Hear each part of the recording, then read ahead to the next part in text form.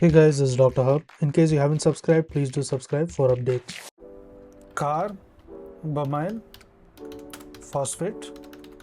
So carbamoyl phosphate synthetase. So this is nothing but the carbamoyl synthetase 1 and also the 2. So the first one is the mitochondria. So mitochondria, what happens is there is a CO2 along with the NH3, and this in presence of the CPS, it leads to the carbamoyl phosphate and ultimately leads to the urea cycle. Next is the cytoplasm. So under the cytoplasm, the CO2 is combined with the glutamine.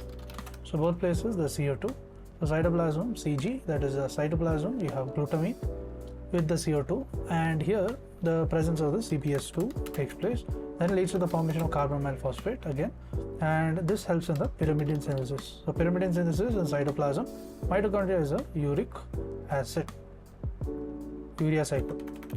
So this was then cytoplasm, it is a pyrimidine synthesis.